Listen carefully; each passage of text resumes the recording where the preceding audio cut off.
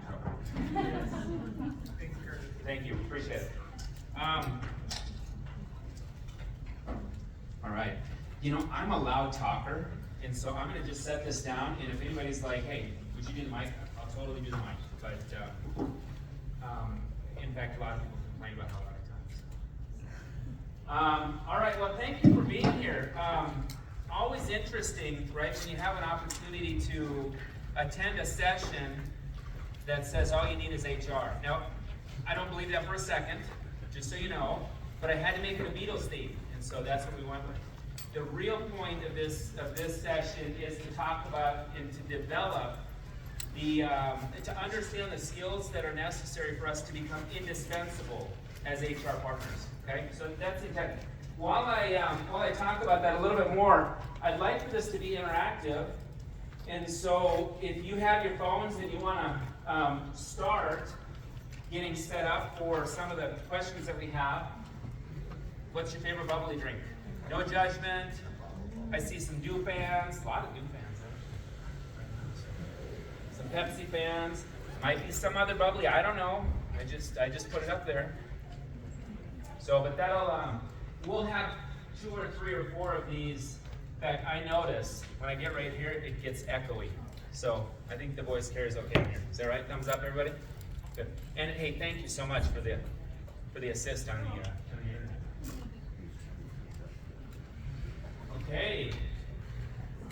Wow. Got some expensive bubbly fans. Thank you for shaming us that don't drink bubbly drinks. But I totally respect that as well. All right. The intent here was just actually I lived in Utah County 20 years ago. I left 20 years ago. And I thought there was only one drink that existed in Utah County, and I thought it was Diet Coke. But I think it's evolved a bit. So we've become a more diverse state in the last 20 years. Anything? Oh, there we go. Always Diet Coke, even in yellow. So it's and you guys know how these word clouds work, right? The more it gets entered, the bigger it gets. But Dr. Pepper, I heard somebody say just a few minutes ago, good on ya. So well done, Dr. Pepper. So a little bit about me. I'll just take, if you want to connect with me on LinkedIn, I'm a longtime HR guy. I've been doing HR for over 20 years. I graduated from graduate school here in Provo. I did a JD and an MBA, and I started my career as a labor lawyer and then moved into HR. And spent 15 years at Honeywell, and then I was Chief HR Officer for a California company called Foster Farms. And then 5 years ago, I started the company that I'm representing today called Careers Launch. I have 2 of my colleagues in the back, Noel and Travis. Travis is from Minnesota, Noel is here in Utah. I'm from Arizona. This is my family here. I've got 6 kids. And we got them all to put on ties. It's a big victory. But my family is just about as average and normal as anybody else's family. One of my sons is in rehab right now, another one's in college, junior. This little guy here, for those that maybe align with the common faith, but this was at his 8-year-old baptism. So this was just a couple weeks ago, which is kind of fun. And then this is part of my other family over here. That's the Careers Launch team. And that was one of the activities that we just recently did for our annual planning. And then some of my interests. I'll let you interpret whatever those icons may mean, but they mean different things to me, and it's a lot of fun. But I come to you, and the purpose of this conversation today, again, is about what does it take for HR to really be a significant player. And I want this to be interactive. I've sat in too many boring presentations already where somebody just talks to you the whole time. And so I want you to ask questions. I want you to push back on me. I want you to ask me why. I want you to share ideas with others. Another thing that's just kind of silly is when somebody asks a question, they always kind of just stare right at the presenter. But look around, right? Ask that question to a group, because I guarantee you that us collectively are way more impactful and effective than any one of us individually, right? And we know stuff, and you guys know stuff that I don't know. And so hopefully we can develop a bit in this arena. I'm going to take just 20 seconds on my company. Careers Launch Talent Group does two things. We support career transitions, and so on the front end of it, we do executive and talent recruiting. We're headhunters. And on the back end, we do outplacement support. So companies going through restructuring or reductions or transformations, and you've got layoffs coming, we step in and help with displaced employees. And this is a really important space. We're all HR professionals here, but I don't know that there are too many of us in here that know that when a reduction in force takes place, the sooner that affected employee gets back to work, the better. Because it circles right back around to you as a direct cost to your business if they stay unemployed longer, for a certain amount of time. So direct costs come back to you. The cost of unemployment continues for an employer if they don't get back to work very quickly. So a couple of quick highlights. Now let's start with a snapshot of Utah HR professionals. Now if you were to drop this into ChatGPT, it's going to give you a Bureau of Labor Statistics number that says there's probably about 7,000 HR professionals in the state of Utah. But take a look at these numbers here. And maybe you even say, oh, I'm one of those 1,900, or I'm one of those 6,500. Probably most of us are, we go with the numbers, right? So average 6,500. But is there anything that surprises you here with these numbers? What are your thoughts? Or anything that's interesting? It's a lot of HR people, right? Dang, we must be really needed, right? How much overlap is there? Certainly could be. This is mostly based off of titles. So, there's a whole lot of titles that exist, and we just try to categorize them. So, employee relations, talent management, benefits versus compensation versus payroll versus whatever it may be. How are you, my friend? Good to see you. So, any other thoughts? How come they're not here? How are they developing? Who's training them? How many of us are there here at this conference? About 500 or so? Is that about right? Well, we know where the good ones are today. So I thought this was an interesting snapshot.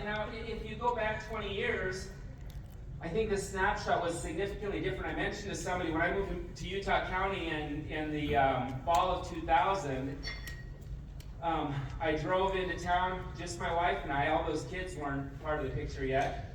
And we drove down from Idaho, from Pocatello, Idaho, and we drove on a 2-lane freeway all the way through Salt Lake and Utah County. 2 lanes each way. So some things have changed in Utah County, right? Some things have changed in Salt Lake County. Some things have changed in Utah and I'm not telling you anything you don't know, right?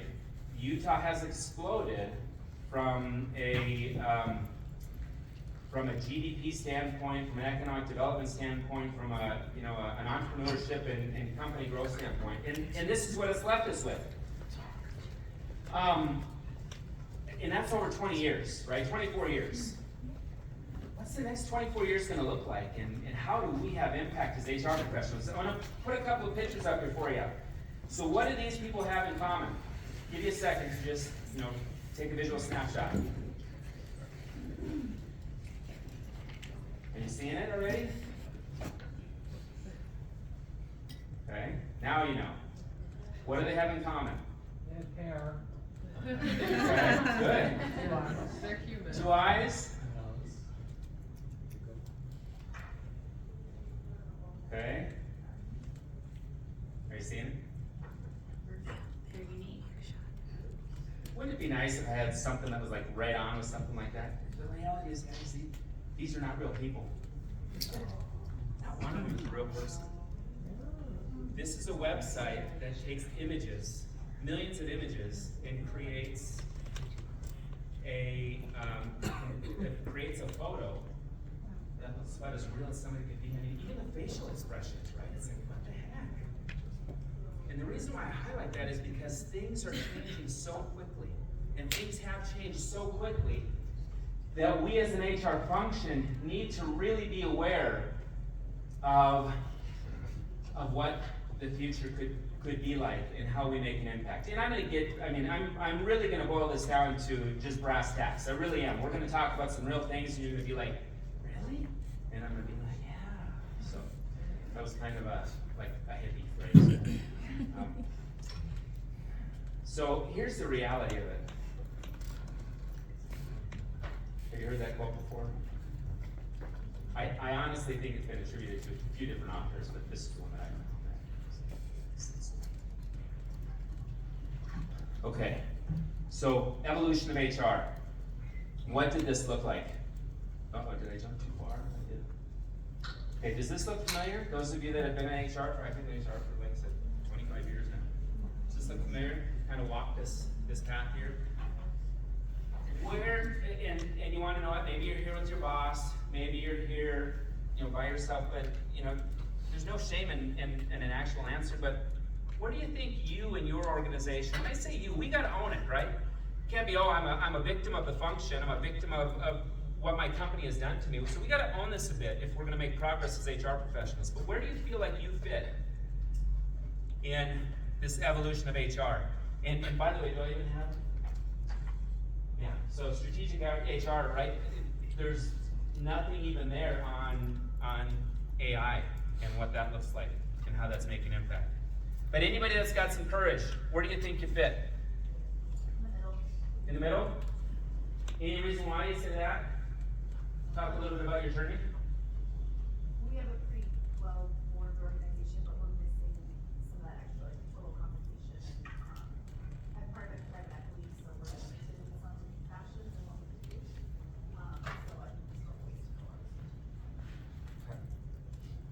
Hopefully, private equity typically comes in and says, hey, we actually typically bring tools that can really help evolve, but maybe they're not there, and maybe they're like, hey, we're just looking at a quick transaction here, right? Can we double, triple, quadruple our money quickly and not put the investment in? Because a lot of this does take investment.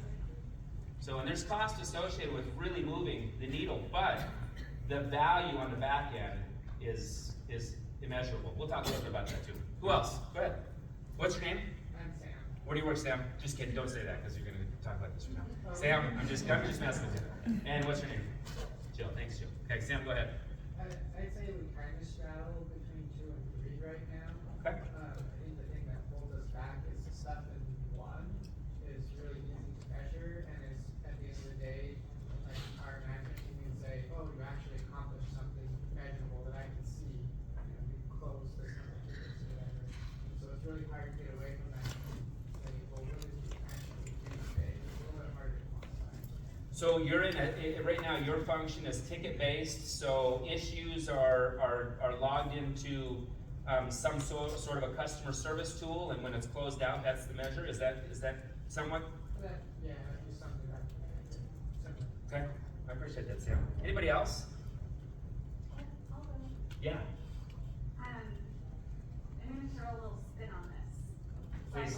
I'd say I'm in between 2 and 3. I think where, hopefully I can speak for a lot of people, and that you get into your day-to-day, you're doing the constant, so how do you make the time to get all of the strategic stuff done on top of the day-to-day? Anybody else have that question? How do I do that? No, seriously, raise your hands if you're like, yeah, I'd like to move the needle on that. Thank you. What's your name? Summer. Thanks for sharing that with us. Where do we all want to be? I mean, I don't think you're in this room because you're content with this, right? But are some of us going to be content right here too? Maybe. But if we really want to become indispensable as a function, now, I can't take credit for this. Does anybody know the name Mark James? Anybody know that name? So, Utah State graduate, chief HR guy. He coined this term, but I used it a lot. I'm going to use it again later. But and I was early on in my career. This is probably 16, 17 years ago. He came up to me and he said, "Curtis, there's no law that says you have to have HR." I was like, "What does that mean?" Oh, I got so scared, right? What does it mean? But if we're really wanting to become indispensable, And I'm gonna share with you a few statistics too that talks about the impact of maybe being stuck here or not being able to move away from here. Because, and I'm gonna get this, but I mean, how much of this can be outsourced? Right here? What about right here? What about right here? Okay, well then, what do we do to make sure that we're in control of those decisions? Right? What do we do? What can we do to make sure that what we thought was so great in what we were doing isn't outsourced to the next? Anybody else want to point out where they're at and talk about it? Man, I know some of your names and I know where you're working, so I'm like, oh, I'm so tempted to just say, Johnny, where are you at? You keep eyeing me, so I'm not here. I'd also say between, so for my organization, between the second and the third, and I'd also say that I think we actually have teams now, we're at the part of our evolution where we have teams solely focused on the third, and then still have other core components, because it's a large global corporation that is only delivering at the second level here, but then we have smaller teams that are solely dedicated at the third level. So it's, I guess in a sense, it's hybrid, we see both, and both have value. Yeah, there's value, right? It's the question of indispensability, Yeah. right? And how do I want to be in control of this? And I would say a lot of the driving factor for the third piece, it has been based on credibility earned and built, trust now with the operational groups, senior leaders, where you can fund and actually have a fully fledged strategic HR team on project improvements. Yeah. That's there, but that takes time. I appreciate that. Please, what's your name? Mikkel, please. I am thoroughly entrenched in all three. You cannot do the other two. You cannot do the very first one. You have to meet all of those basic things. And then with your extra time, you're scrambling to get into the second or third. That's where my work is. Yeah, no, and that's totally fair, and I appreciate you highlighting that, right? And that's that is, right? That's why it's an evolution, because you can't get to there without starting there. You know, there are probably some exceptions to that. Has anybody seen a company that is deeply entrenched in strategic HR? Any companies you want to throw out there that you're like, I've read about this company, I've dreamt about this company? Anyone? I actually think Please. HubSpot has done a really good job. Tell us more. Katie Berg, she was the chief people officer there for, gosh, I want to say like 10, 12 years, and she just exited. Would love for her to come to Utah. Well, probably won't happen. But she's just super forward thinking. She's very transparent. She's a leader in the space in which she will share the strategies, how HubSpot is being different and not following the crowd. And it's very apparent if you even go to their careers website and you see all the things that they've done that's very forward thinking that a lot of companies just can't get done because they don't have the buy-in like she has. Somebody has to trailblaze, right? Mm-hmm. What's your name? Alyssa. Alyssa, thank you. Anybody else? All right. Great comments. Believe it or not, there are many companies that are trailblazing in this space, and I genuinely believe that their HR functions are indispensable. But they've also made strategic decisions about what they're going to do, what they're core at, and what they're not. And when they say we're not core at that, and it's not worth our investment to get there, what do we do with it so that it's done the best way possible? All right, another word cloud.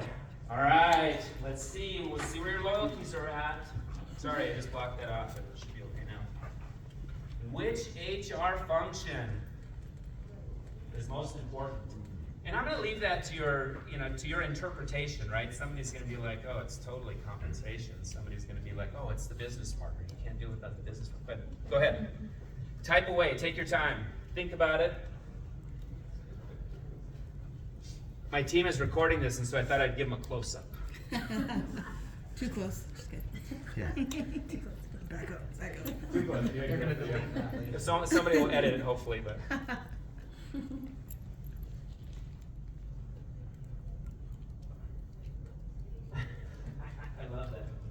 it's family. I know exactly what you mean, whoever said that, I get it.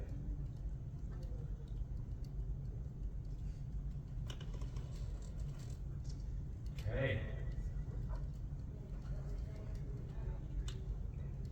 Employee relations was really big for a minute there, and then the people who were like, I'm really gonna think about this, started popping up there. No, but genuinely speaking, I mean, is there anything up here that isn't important in terms of what we do? Go ahead and call out one, and no offense to whoever wrote it, that's why your name's not attached to it, but which one of these up here you're like, I don't think that belongs up there? Anyone? Helpful people. Thanks, James. Is that what it said? Pizza Party. Anybody? Go ahead. I think you can get rid of pizza party. Pizza party? I didn't even see it out there. That was somebody messing with us. That was somebody messing with us. But who doesn't love a good pizza party?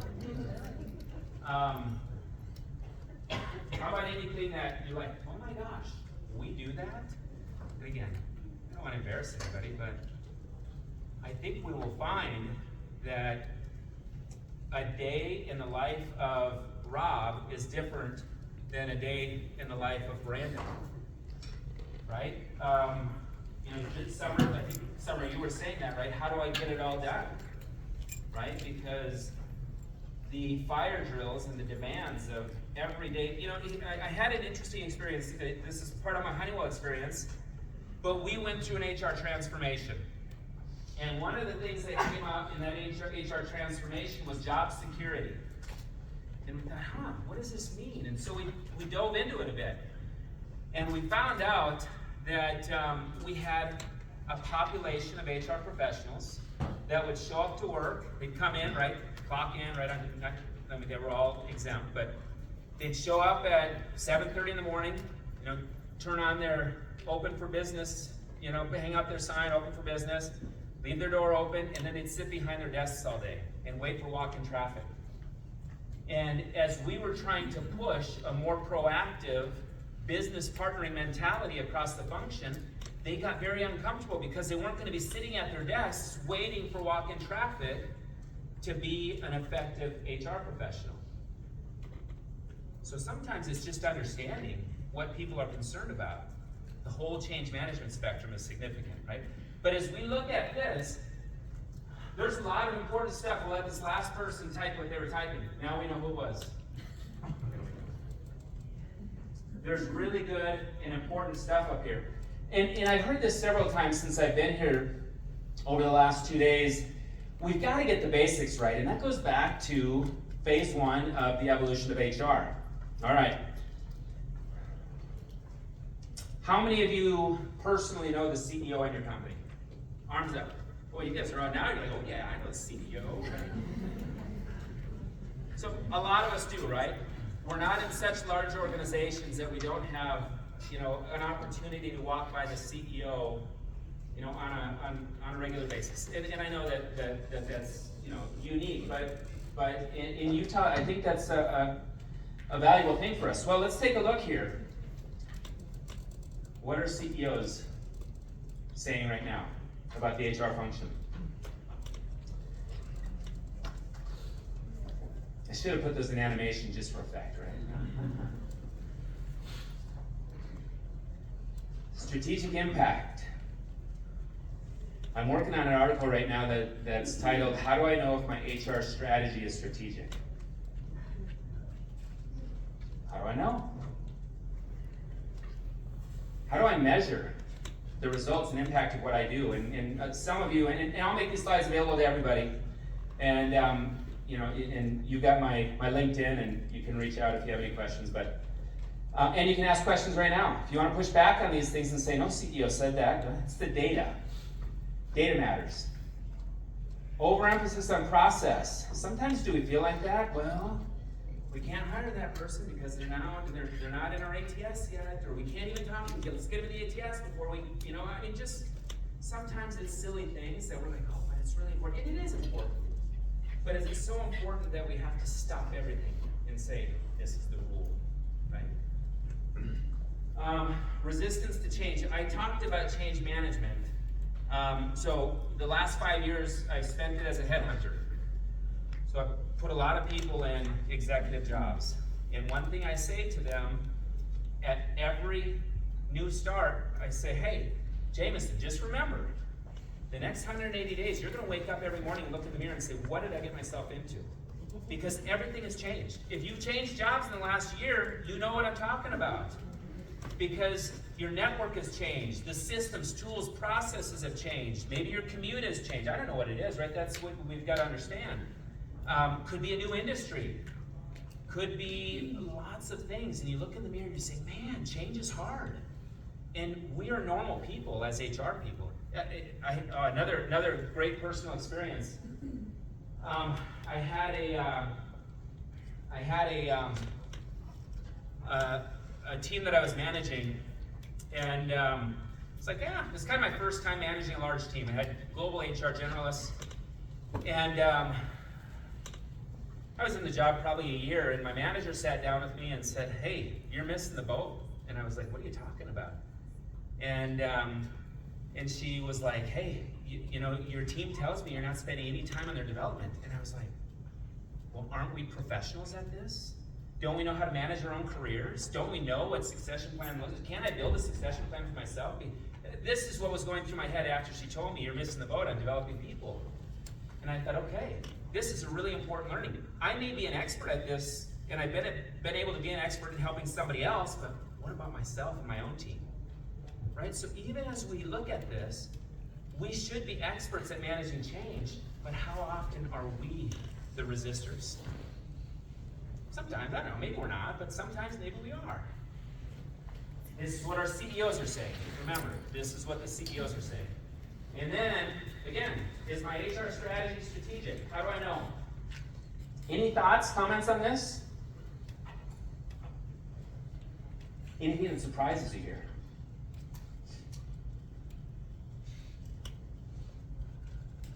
I'm a little surprised that overemphasis on process would be a negative, because process is important. And 100%, that's a great point. HR doesn't follow the policies and procedures, then who will? Yeah. Okay, what do you think, team? Go ahead, Nick. I talk loud that way, but just be loud as you do it. If we're doing it right, process is better. But processes are put in place to reduce the needs of the business. When they become a point of friction, that's when the processes are negative. What do you think? Like- Oh! Like the- Yeah. Like the ATS example you had, you know. Yes, yeah. You can't interview that person until they're in the ATS. Okay, well, let's go off process today, and I'll throw them in the ATS for you. I hooked you up with one of these pizza cutters already, didn't I? Oh, wow, you got it. World's best, by the way. Justin, go ahead. And hey, thank you, because we'll circle it all back together, but this is good, healthy discussion amongst HR professionals, right? Go ahead, Justin. What I find interesting as I look at these is I've had some of these items I have actually talked with my CEO, my C-level about. As to where are we struggling, what's hurting, what's going on.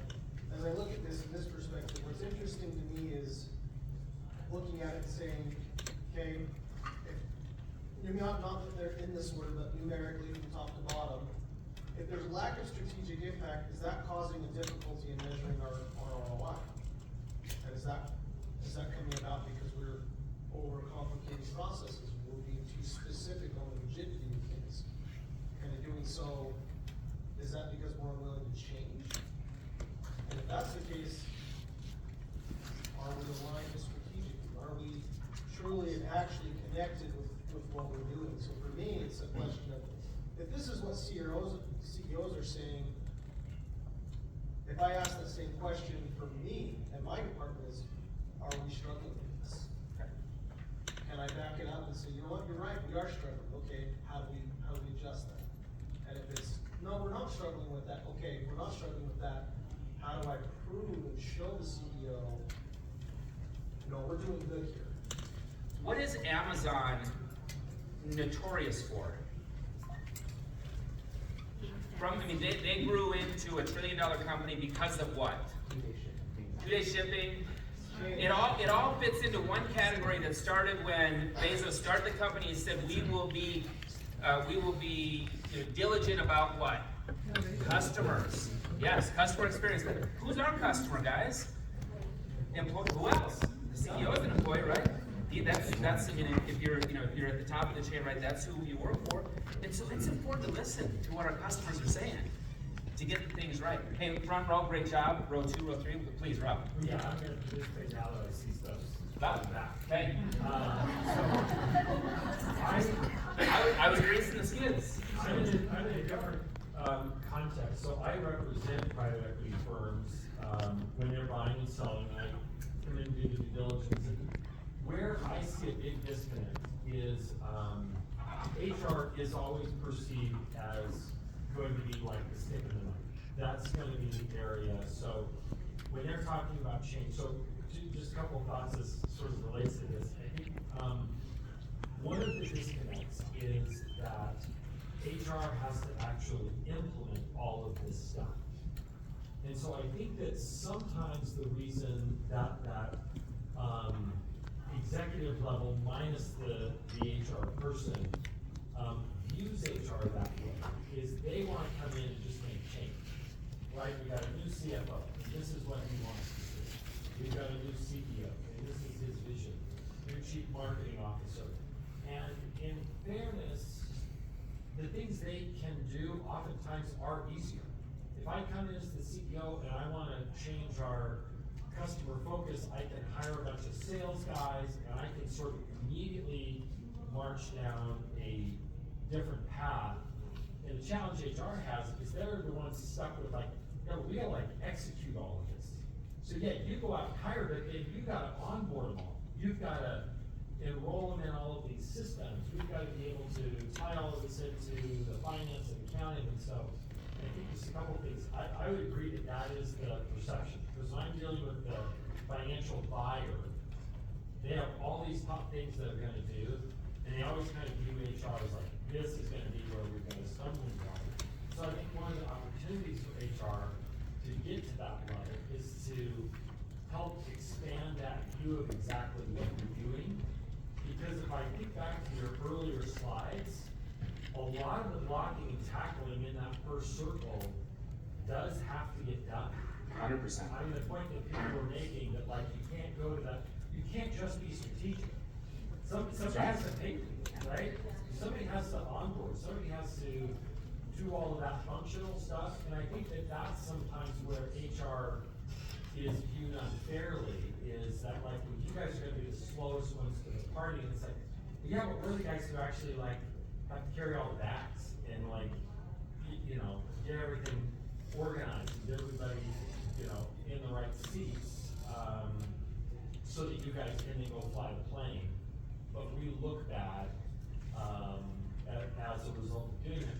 The second thing I would say is, what I see is when they do wanna make those changes, it does always feel though like HR is a lot more stubborn in terms of like their willingness to say, yeah, if you guys are gonna come in and we're gonna have to change our law firm, we're gonna have to change our, you know, our accounting system, whatever, because you want. Benefits, partners, everything, right? Yeah. Yeah, That could be because problematic. I appreciate that doesn't speak to the whole audience here, but HR is always the one who's like, you know, time out, I've had this like 20-year relationship with our employment law firm.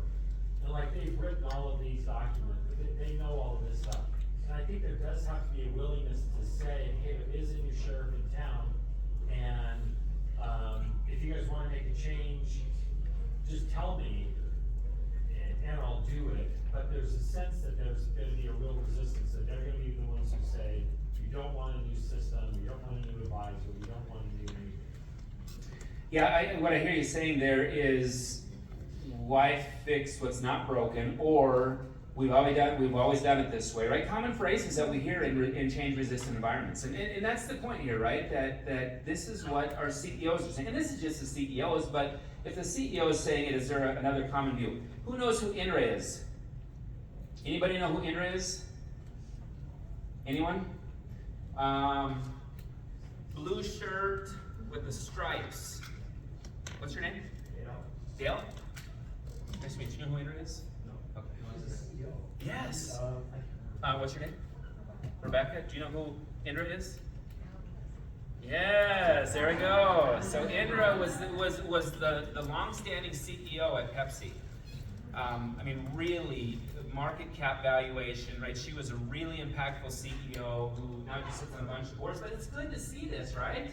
It's good to see, and I would put Pepsi up as one of those companies. And yeah, that's why I asked, because you had that bottle of Pepsi in front of you. So I'm just helping out. Just helping out. That's all.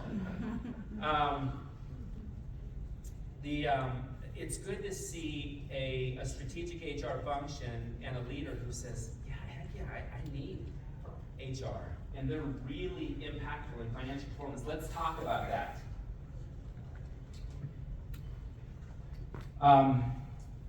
As we talk about this, I want to hit a couple of bullets as to why now is the time for HR to shine. Why now? Why not yesterday? Why not tomorrow? It's all the same. But let's take a look at why.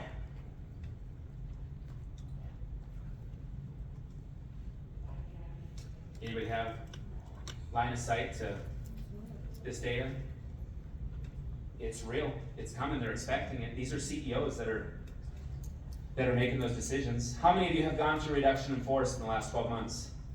Even if it's small, but okay, so 20% of the room. And many of us don't answer unless we're like, I know the CEO. Layoff.com, look at these numbers. Why was 2020, we all know, I don't have to ask dumb questions, but why was 2020 such a big, right? That was COVID. Boy, that was a big year for layoffs, right? Significant. Now, we all know too that, I mean, it was an absolute, dip and rebound really quickly, right? They were all hired back relatively quickly, and then we went through, almost zero reductions. I mean, 15.4 million is still a lot. But relatively speaking, I should have put 2018 on there too, because 2018 was, that's typically a run rate year, is 20 to 25. Okay, now, remember we talked about all those HR functions that were really important? Who helped me with how many of these can be outsourced? Look at the difference here in terms of percentage of companies that are doing some sort of outsourcing, co-sourcing, RPO, whatever it may be, right? But it's significant. And there are very few companies today that own every function or every specialty in the HR function. Why is it time for us to shine? We got to show our value. We got to show up. We got to be contributors to both the top and bottom line. When I take the top and I minus the bottom line of a company, what am I left with? Profit. That's right. Easy math, right? Shareholder value. And that's why companies exist, is to provide shareholder value. I know I'm saying some very general things, and there's a lot of nuances to that, but you get where I'm going with it. Here it is. There's no law that says you have to have HR. What? You mean a company can survive without me? How is that possible? Well, let's make it not possible, right? Let's really be the function that starts to lead in the transformation of impact. Okay, remember those people who didn't exist? I've seen several stats on this. I looked them up a couple of times. I saw something recently, or read something recently that said that AI was advancing, like doubling in capability like every 60 days. The data that I found as I researched it said it's probably every 180 days to 240 days, so maybe not as quickly, but it kind of scared me to death for a second there. I was like, pretty soon my computer's gonna be walking up to me as I sit on the couch, right? I was like, it's really advancing quickly. And And my partner Travis back there is a leading contributor on the work that we're doing with artificial intelligence. It's not, and I loved how Johnny said, I think Johnny said it, right? He said, certainly, it's designed to drive efficiencies, and when you do that, you could say that means it's designed to take away jobs, but it's really designed to improve all of our performance, right? And so, let's embrace that, and let's focus on the things that only we can do that AI can't do. Right? AI can't walk into a room and have a conversation with the manager and say, hey, where should we build this new plant? I'm thinking this, this, and that. Probably give us some ideas. Can't walk into a room and say, hey, the way you spoke to Tim during that meeting, hey, how about thinking about it this way? What if you approached it this way? How do you think he would respond differently? And, all right, this is brass tacks right here. Have I used that phrase yet today? Brass tacks, all right. This is brass tacks. Why would I say this? Some of you were in the executive session and I brought this up. I learned this early on. I was in a role at Honeywell. I was the leader of HR transformation, promoted in this job. It didn't exist before. And I thought, I don't know, I came to Honeywell because I thought we did HR fairly well. And then I was challenged with, yeah, really, let's take a look at how well you're doing it. Can anybody name? If we look at an income statement, some of you were in the executive session, I brought this up. If we look at an income statement, how is this true? One more, you got it. Well, that's a good one. Right on, right? Oh, yeah, you're in the session. Retirement, right? Pensions, 401ks, whatever it may be. But, guys, did you ever take a step back and look at that and say, wait a second, my VP of operations or my chief operating officer owns less than me in terms of line items of profitability on an income statement? Imagine walking into your business leader and saying, hey, you know what? I've actually been thinking about how we can become more profitable, and this is what I'm noticing. Some of you are benefits experts, and you're already negotiating efficiencies year over year in benefit costs, right? You don't want to pass that on to the employees. They get frustrated about that. But is there a way, to fight inflation, to negotiate those things? Is there something you can do in your investment cycles relative to where your investment dollars are going, or how you're funding pension plans or 401k plans or match plans, whatever that may be? So thinking about that, this right here, brass tacks, right? Really? I own that as an HR professional? Okay, well, let's take a look at it. We already talked about them, but I'm going to pop them right up here. Here you see it. And you see how it works. HR is a direct contributor to profitability. And I recognize that some income statements may look slightly different, but the vast majority of them look just like this. All right, who knows Paul Gustafson? Anybody? Trent Savage used this phrase already once today. We're both kind of disciples, I admit. So, when you walk in to an office and the leader says, I'm struggling with this, or this isn't happening, you know what your answer can be universally? And there is zero exceptions to this. Think about it. But every organization is designed perfectly to get the results that it gets. And so whether that's culture, structure, impact training, leaders, people, the only way you change the results is by potentially changing what it's designed to do. That make sense? Any pushback on this? Anybody want to? Oh, Curtis, you're missing the boat on this. Cobra, tell us more about that, Jameson. Cobra effect. The law of unintended consequences of the Cobra effect came from when this might be more famous, but in the UK when it was occupying India, they had a whole bunch of Cobra bombs, and they gave a bounty to say, instead of having exterminators, all the people can just go out and kill Cobras bring their heads in, and they get a bounty. Well, what happened was people started breeding Cobras in their basements.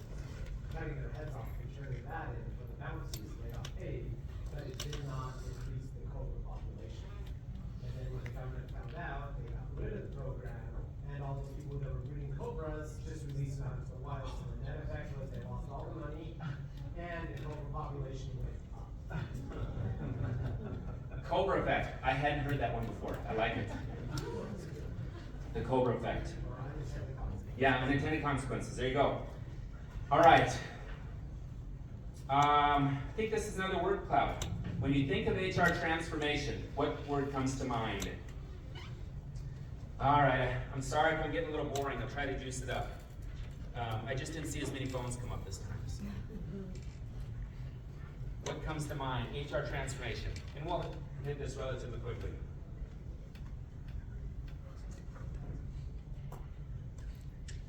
Culture.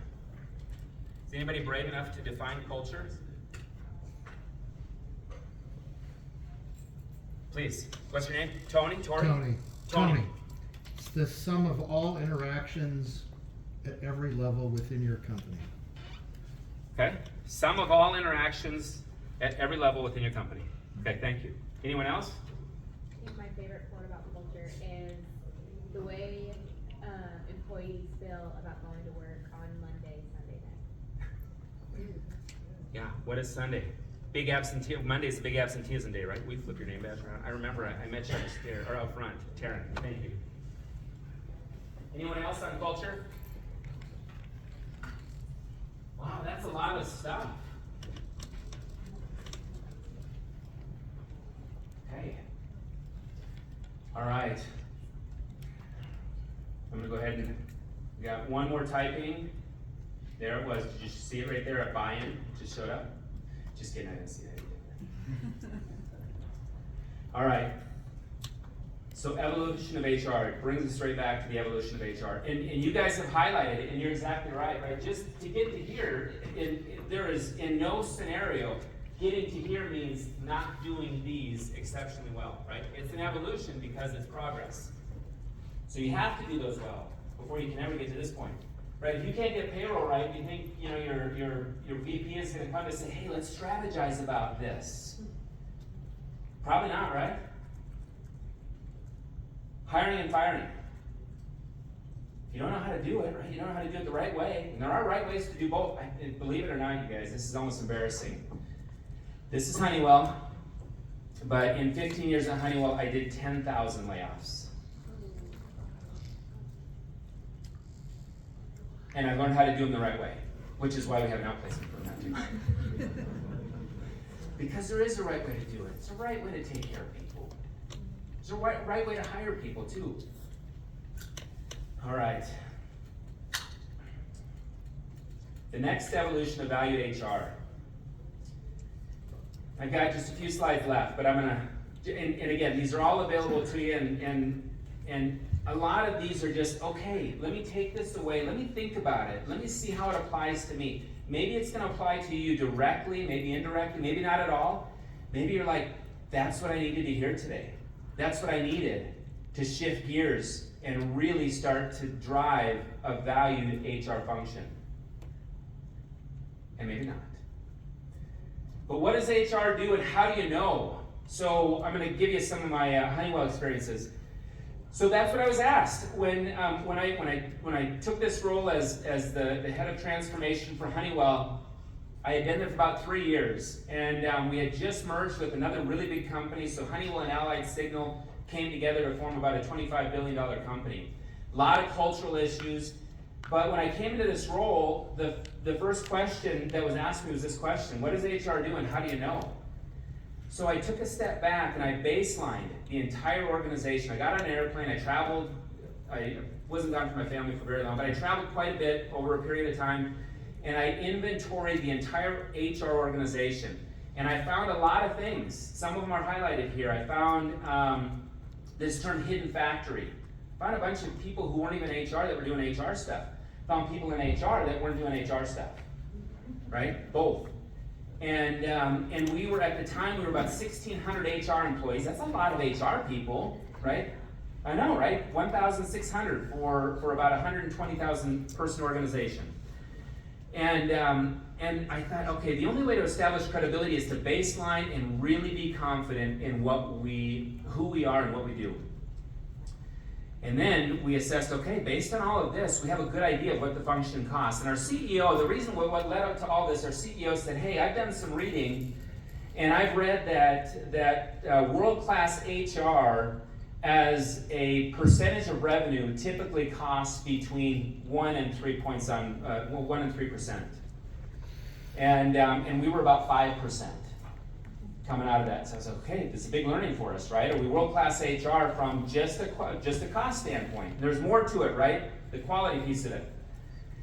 Then it was, how do you measure and report cost? So we took a look at direct versus indirect costs. And when I talk about direct costs, I'm talking about the cost of us as people. People and what we do, travel, overhead, salaries, those are direct costs. Indirect costs, believe it or not, and that indirect cost wasn't even part of the equation in the percentage of revenue, but indirect costs are things like, are directly connected with the things that we control. Benefits costs, program management costs, other fees associated with HR operations, things like that. And then this is the almighty question here in terms of what were we able to do going forward? How do you measure and report quality? Right? How do we know if we're good at what we do? Well, I just feel pretty good about it. You know, somebody smiled at me today. Somebody said, "Hey, thanks for helping with that tough discussion." And I mean, being candid, there are direct and ancillary ways in which we learn about how we're doing as a function. And then one of the, this has come up in other sessions as well in terms of measuring the function, but what do we measure and how do we report it? So what are our KPIs? Yep, key performance indicators, that's exactly right. What are they? And do they matter? So these were all things that I was faced with when I was kind of kicking off in this role. And I thought, you know what? I actually joined an association. At the time it was called basically kind of the HR Metrics Association. Totally cool, right? It was like, we just, we got together and had a great time. It was amazing. Somebody, is he in here? No, he's not in here. A friend of mine's got, his mom's name is Debbie Downer. True story. I just learned this yesterday. But so I joined this association. I started collecting all this data, and I was like, oh, people have already done all the work here. This is awesome. All right, let's put together a scorecard. I brought that scorecard to my CHRO at the time, and he was like, cool. All right, yeah, looks good. Who did you talk to about it? I said, yeah, a bunch of cool HR people. And he kind of looked at me and said, you think that's going to go over well?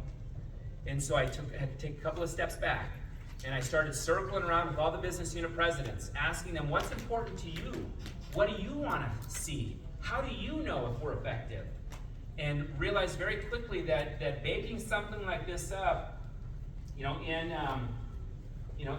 on my own, right? Very insular like that wasn't the right approach.